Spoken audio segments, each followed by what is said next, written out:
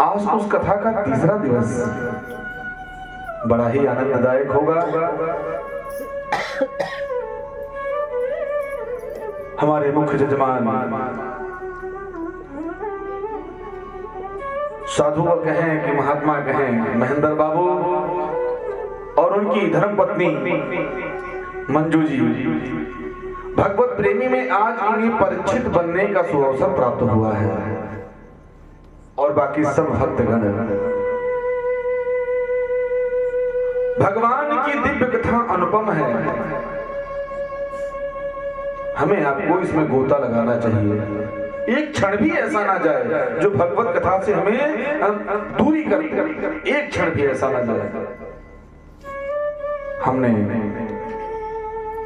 और आप सब ने कल बड़ा सुंदर प्रसंग सुना था। परीक्षित का जन्म हुआ है। वो परीक्षित कौन सा परीक्षित? जिसकी वजह से ये ज्ञान गंगा हमें पान करने का मौका मिल रहा है, वो परीक्षित।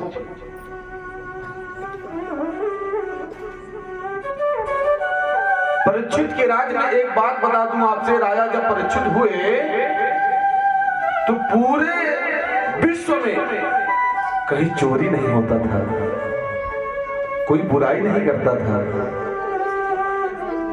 हर जगह भगवान की कथा अनुपम चलती रहती थी। एक दिन राजा परीक्षित के मन में आया, क्या वो सत्य है जो मेरे कानों में लोग मेरे दूत आकर कहते हैं, वो बात सत्य है? देखने के टाइम राजा परीक्षित एक बूढ़े व्यक्ति का उदाहरण किया और चल दिए। प्यारे, आज परीक्षित जी जाते जाते जाते बहुत दूर निकले। वहां जब देखा हमारे नगर में सब सुखी हैं, कोई दुखी नहीं है। आज बड़े भाव से परीक्षित जी कुछ दूर जंगल में गए। जब दूर जंगल में गए तो क्या देखा? हताश है, उदास है, निराश है। अब तो धीरे धीरे इतना आगे निकल दिए कि जो सैनिक इनके पास थे वो सैनिक पीछे ही छूट गए। आज राजा परीक्षित पहुंचे हैं श्रमिक मुनि के आश्रम पर। महात्मा देखिए, संत को कभी अपने मुंह से अपमान नहीं करना चाहिए, लेकिन आज राजा परीक्षित के मुख से संत का अपमान हो गया। राजा परीक्षित जब महात्मा के पास पहुंचे तो महात्मा ब्रह्मलीन थे, वो तप कर रहे थे। और जब तप करते करते राजा परीक्षित ने महात्मा से कहा, बाबा मुझे जल पीना है। लेकिन तप करने के टाइम परीक्षित की बातों को सुनकर भी अनसुना कर दिया। परीक्षित के मन में विचार आया, ये महात्मा ढोंगी है। अब तो धीरे धीरे उन महात्मा का राजा परीक्षित ने अपमान पे अपमान करना शुरू कर दिया। और वहीं बगल में मरा हुआ सांप बाण से उठाया, अपमानजनक के नाते कि ये साधु हमारा इज्जत नहीं किया, इसलिए उसी के गले में लपेट दिया। अब ये सारी बातें मुनिवर के छोटे छोटे पुत्र, जो छोटे छोटे ऋषिगण थे, वो सब देख रहे थे। और इन्हीं श्रमिक महाराज का एक पुत्र है जिसका नाम है ऋषि श्रृंगी।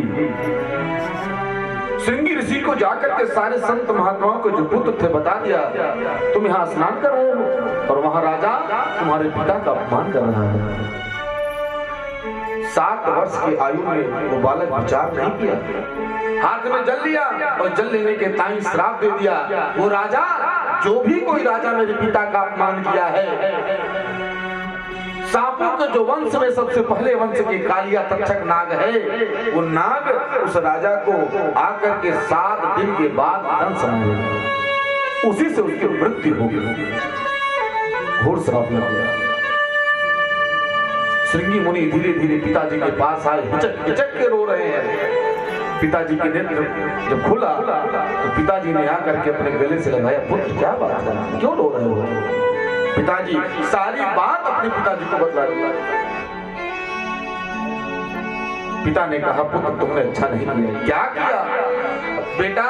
राजा परीक्षित जैसा राजा अब दोबारा इस पृथ्वी को नहीं मिलेगा।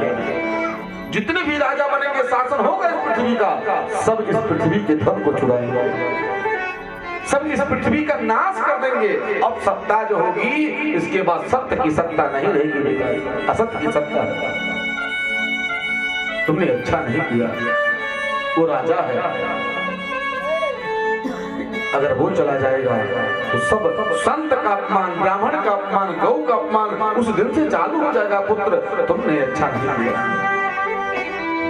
आज समित मुनि अपने एक शिष्य को बुलाए और बुलाने के टाइम कहा जाओ राजा परीक्षित से बतला दो 7 दिन में मरने वाले हैं, अपने ये उपाय है।